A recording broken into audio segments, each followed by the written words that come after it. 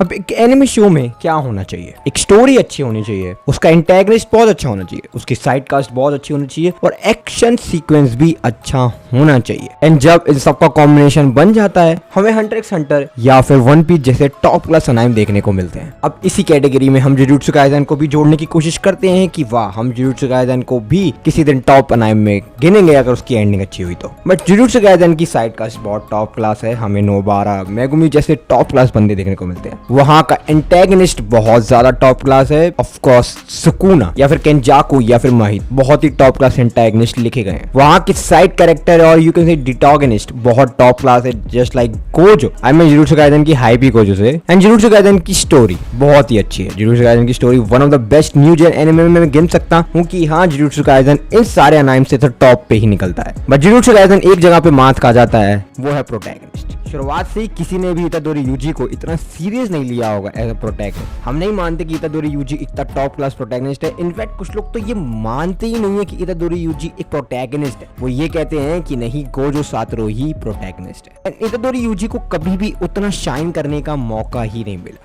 I mean, हम इतादोरी UG को इतने टाइम से देख रहे हैं, तब भी वो हमारी नजरों में इतना आउटशाइन हुआ ही नहीं। एंड हकारी जैसे लोग जो कि सिर्फ कुछ ही टाइम के लिए आए, एक फाइट लड़ी और वाह, हमारे फेवरेट कैरेक्टर बन गए। वेल, इसका वन ऑफ द रीजन ये है कि हकारी ने हमें वो शब्द दिया जिसके कारण से हम उसको बेस्ट माने। उसका डोमेन एक्सपेंशन बहुत ज्यादा क्लास है, उसकी पर्सनैलिटी बहुत टॉप नॉच है। And what makes him the best, he is the gambler. इसी कारण से हमें हकारी बहुत ज्यादा अच्छा लगने लगा। बट जैसे जैसे स्टोरी ने धीरे धीरे करके अपनी एंडिंग को पकड़ा एंड इतादोरी यूजी को मौका मिला अपने आप को आउटशाइन करने में, इतादोरी यूजी बिल्कुल भी पीछे नहीं हटा। आई मीन, उस बंदे ने हमें वो सब करके दिखाया जो कि हम उससे एक्सपेक्ट करते हैं कि हाँ, एक प्रोटैगनिस्ट को इतना ताकतवर होना चाहिए। एंड करंटली में इतादोरी यूजी स्पेशल ग्रेड में गिने जा सकते हैं। हाँ, मैं मजाक नहीं कर रहा हूँ। हम इतादोरी यूजी को यूटा, हकारी या फिर गोजो के लेवल पे कंपेयर कर सकते हैं। उसका वन ऑफ द रीजन ये है कि इतादोरी यूजी करेंटली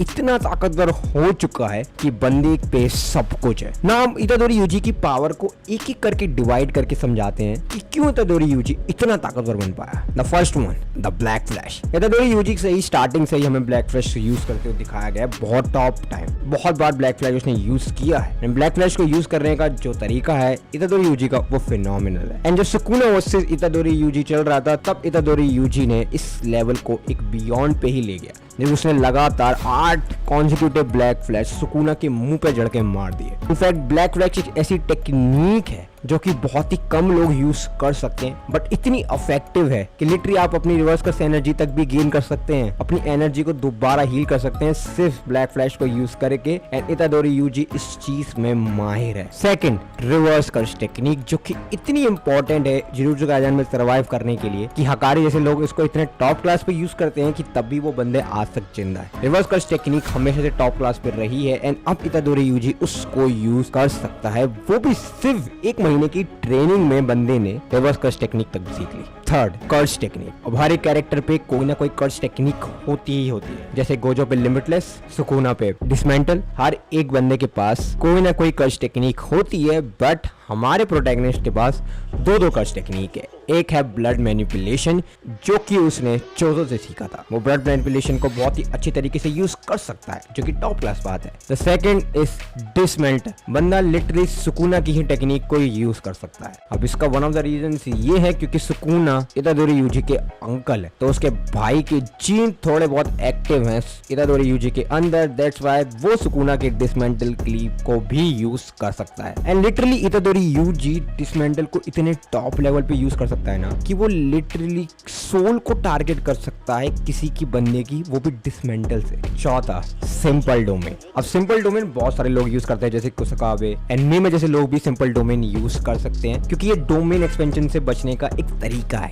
एंड इतादोरी यूजी भी सिंपल डोमेन यूज कर सकते हैं। सोल पंच। अब सोल पंच एक ऐसी चीज है जो लिटरली सिर्फ सुकुना के ऊपर यूज करते हुए दिखाया गया है, जिसमें जैसे ही वो सुकुना को टच करता है या फिर पंच हिट करता है, वो मेगुमी से कनेक्ट हो जाता है, जो कि डायरेक्ट उसकी सोल पे अटैक करती है। दैट्स व्हाई सुकुना पीछे हट गए थे, तब उसको पता लग गया था कि ये मेरे डायरेक्ट सोल पे अटैक कर रहा है, तो मुझे थोड़ा सा बैक ऑफ हो जाना चाहिए। Now the last, domain expansion. बंदे ने लिटरली डोमेन एक्सपेंशन तक भी सीख ली। अब टेक्निकली तौर पे ये नहीं मालूम कि डोमेन एक्सपेंशन क्या है, क्योंकि मौका ही नहीं मिला डोमेन एक्सपेंशन को एक्सप्लेन करने का, क्योंकि ब्रेक पे चलेगी ना जुजुत्सु काइसेन की manga. But currently Itadori Yuji domain expansion भी यूज कर सकते हैं। बंदे के पास इतनी सारी टेक्निक है, इतनी सारी टेक्निक वो भी उसने इतने कम समय पे लर्न करी है कि लिटरली अब हम उसको हकारी या फिर यूटा जैसी कैटेगरी में रख सकते। क्यों नहीं रख सकते? ऑफ कोर्स रख सकते हैं, क्योंकि बंदा लिटरली इतना ज्यादा ताकतवर हो चुका है कि लिटरली सुकुना जैसे बंदों को आउटशाइन कर रहा है। यही था इतादोरी यूजी की सारी पावर जो कि करेंटली अभी उसके पास है।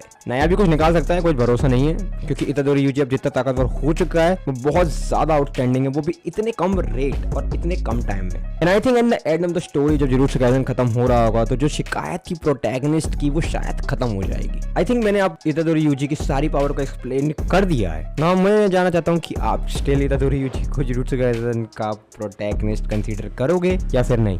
गोजो ही प्रोटैगनिस्ट। अब ये सब आपके ऊपर है। मैं मिलता हूँ आपको जुजुत्सु काइसेन की एक और ऐसी वीडियो के ऊपर, क्योंकि स्पॉइलर आने में बहुत कम टाइम रह गया है। I am so excited for it. Thanks for watching. Sayonara.